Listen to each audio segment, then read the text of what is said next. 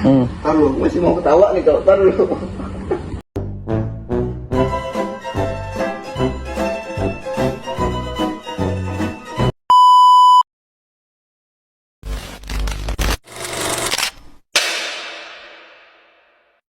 Perkenalkan, nama saya Adek Satria dengan NPM 2024-41014. Saya dari Fakultas Ekonomi, jurusan Manajemen, dan di sini saya akan memenuhi tugas, yaitu tugas perilaku keorganisasian. Silakan. Ini saya akan menjelaskan soal yang pertama, yaitu konsep persepsi, stereotip, dan etnosentrisme. Persepsi adalah konsep yang digunakan seseorang untuk menafsirkan suatu objek, atau singkatnya pandangan seseorang terhadap sesuatu. Contohnya, seperti saya beranggapan bahwa Anggi sangatlah cantik. Namun, orang lain belum tentu beranggapan bahwa Anggi sangatlah cantik. Karena itu hanyalah persepsi belaka saya. Lanjut ke poin yang kedua, yaitu stereotip.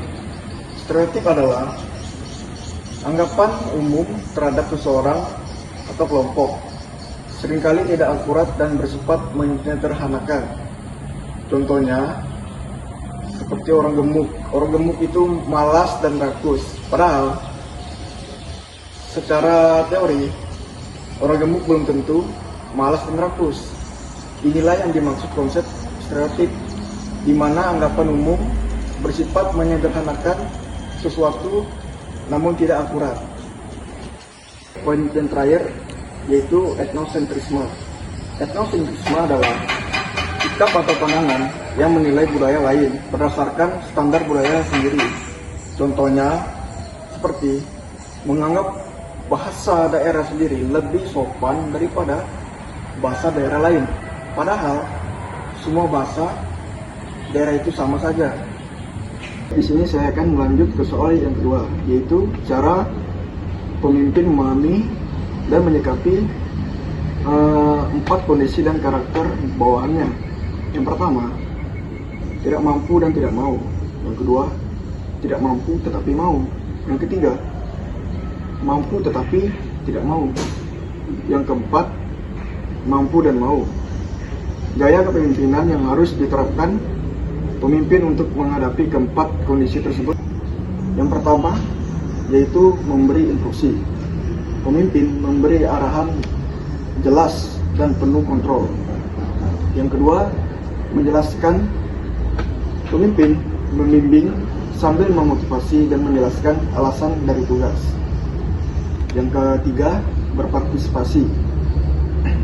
Pemimpin mendorong keterlibatan dan membangun kepercayaan diri. Dan yang keempat, mendelegasi. Yang keempat, mendelegasikan. Pemimpin memberikan otonomi penuh dan hanya memantau secara umum saja. Baik, di sini saya akan melanjut ke soal yang ketiga, yaitu tujuan proses komunikasi mana yang paling diabaikan dalam studi kasus Mawar. Dalam kasus Mawar dan Pak Andi menyatakan kami tidak berkomunikasi dengan baik. Di sini menunjukkan adanya kesenjangan komunikasi antara manajer dan bawahan. Berdasarkan 5 tujuan komunikasi menurut Keynes dan Kant, tujuan yang paling diabaikan adalah tujuan yang keempat, yaitu memberitahu bawahan mengenai kinerja mereka. Di sini Mawar menyatakan bahwa ia tidak tahu apakah pekerjaannya baik atau tidak di mata Pak Andi. Ini menunjukkan bahwa tidak ada umpan balik atau evaluasi kinerja yang diberikan oleh manajer. Padahal tujuan ini sangat penting agar bawahan, satu, mengetahui apakah mereka berada di jalur yang benar.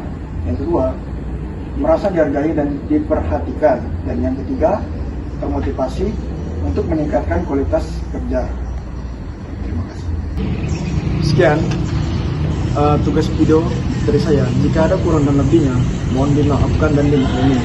Wajar, manusia bukan Nabi Boy. Woo!